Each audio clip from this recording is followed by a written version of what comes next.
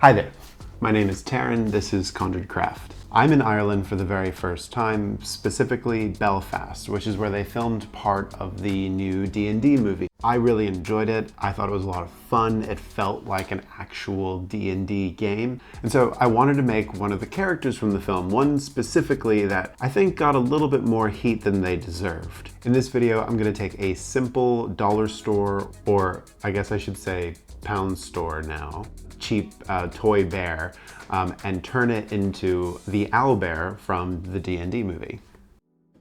Here is our victim, just a cheap little pound store bear.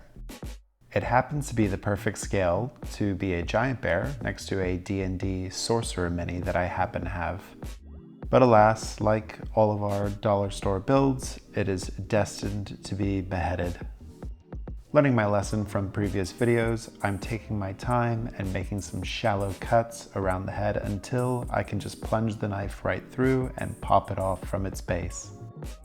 Now with a sharp tool, a knife, a pin vise preferably, whatever you have, we're going to be making a small hole in the base of the neck. This is so that we can attach a piece of wire as an armature. I want to make sure that I have a good support for when I'm sculpting the head later on, so I'm just taking my time and making sure that we have a sturdy base to work off of. You can also add a few drops of super glue just to make sure that it's really set into place.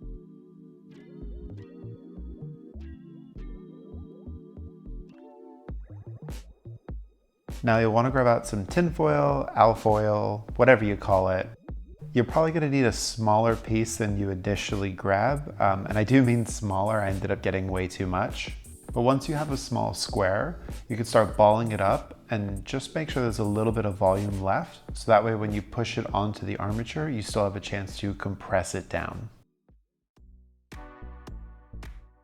Now from there, when you've got it more or less in shape, we're going to go back with just a little bit of hot glue, glue that tin foil down into place, and then using a small sculpting tool, spoon, whatever you have, we're going to keep compressing it down around the armature that we placed in earlier. You might think that you've run out of room or you can't possibly compress it down anymore, but if you've seen those videos where people make those balls of aluminum foil into shiny balls, you could definitely keep on going. I've just got this little stump now that we're going to work off of. I don't want it to take up too much space because now we're going to build up the shape of the rest of the head. So we've got some milliput and some green stuff. These are both two-part epoxies that you mix together. Mix together part A, part B until they're one homogeneous color, and then they set in a couple of hours. Each of them have their own strengths, weaknesses, and I honestly prefer a mix of the two. Milliput is quite strong, but it doesn't have a lot of elasticity on its own. It can be pretty crumbly. Just mix it with a little bit of water to smooth it out. Now green stuff, on the other hand, is much stretchier. It has a lot more give than milliput, and you can smooth it out with something like Vaseline, hand cream, whatever you've got on hand. To build up the neck and head of our owlbear, I'm just using milliput, and then coming back with a silicone shaper tool to smooth out around that neckline with a little bit of water on the tool.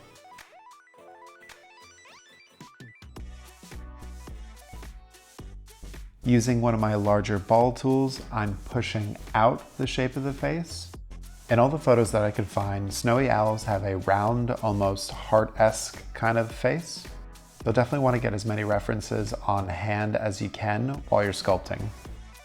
Once we've got our base for our head and face, I'm getting out some tiny thermoplastic beads, which I'm going to use to make the eyes. If you already have a bits box with a bunch of beads and other small spherical shapes, you could probably already find something that works. This is all I have at the moment, so we're cutting it down into two, and now with the two half domes, I have our eyes. While I struggle to put these eyes in, I just want to remind you how important it is to have references while sculpting. I always recommend looking for a 3D model of the thing that you're trying to sculpt, especially if it's something like an animal, which in this case I was able to find a free, really good 3D model of a snowy owl. And so from there, I could just take my time to follow the curves and blend the clay around until I had the rough shape of the head.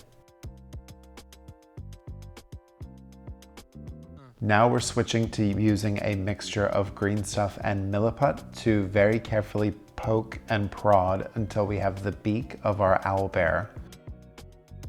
If I was a better sculptor, I would just stick to using tools at this stage, but I think it's important to be honest when you make stuff online, and I'm always going back in with my fingers until I'm happy with the shape.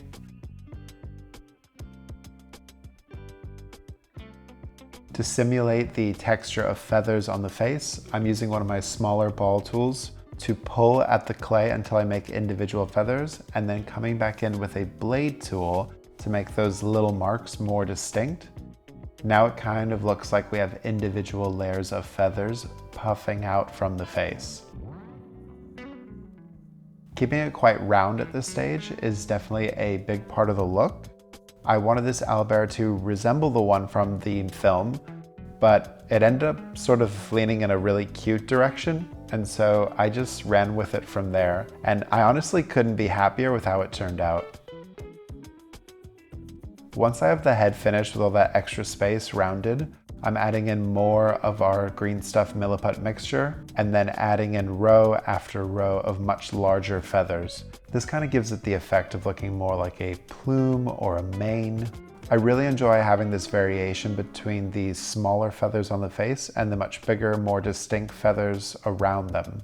And if you wanted a really fast conversion, you could honestly stop here, but I kind of got carried away and kept sculpting throughout the rest of the day. So here's a few more additions that I've made.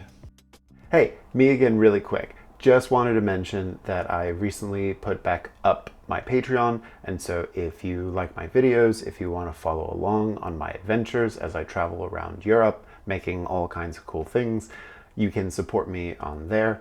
I've added some new tiers, so there are a couple more options for anybody who wanted to give a little or give a little more. I genuinely appreciate everybody who is able to support, as I'm going to be doing this full time for the foreseeable future. That's all, back to the video now. Using that same mixture of clay, I first added on some cute little tail feathers onto its backside. This little extra step pushes it further from the bear form of the original toy and is starting to make it look more like the owlbear in question. I also expanded its belly off camera, making it a little bit rounder, because as I mentioned before, it's started to look really cute, and so I'm just leaning in that direction. Using the same techniques of pulling the clay with a ball tool and then pinching or pushing it back in with a blade tool, I started adding on larger feathers to the two front legs of our owlbear.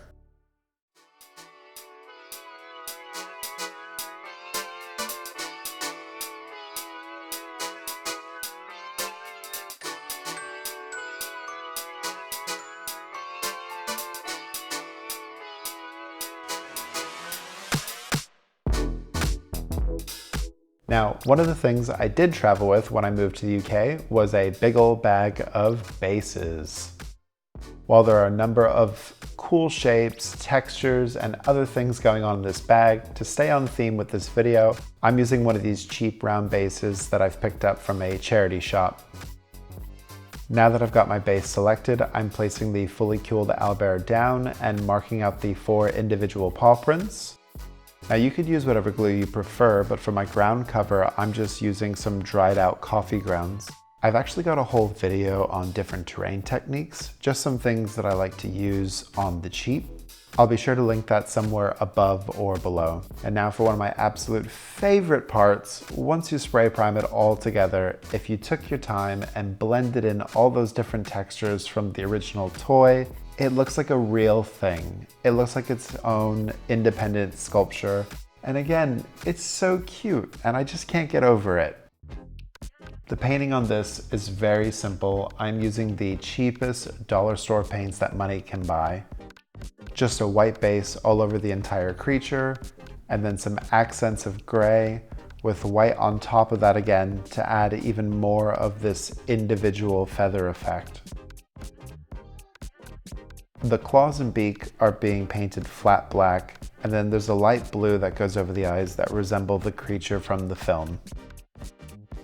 Finally, the paint job on the base is really quick, really simple. I mix up my own shade of brown and slap that all over the base.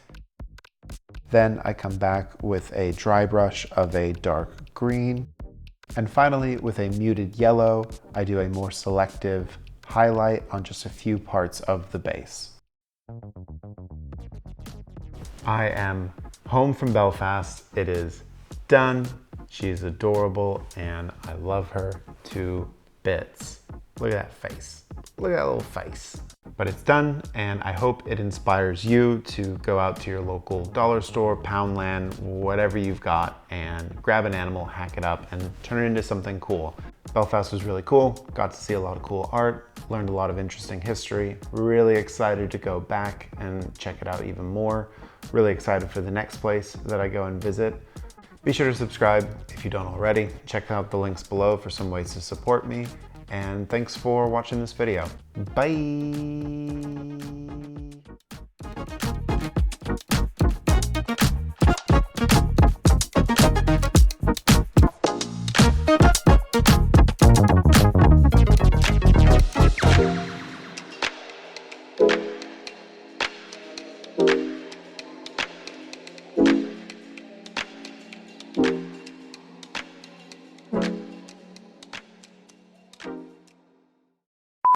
Okay, this is the intro audio, take one.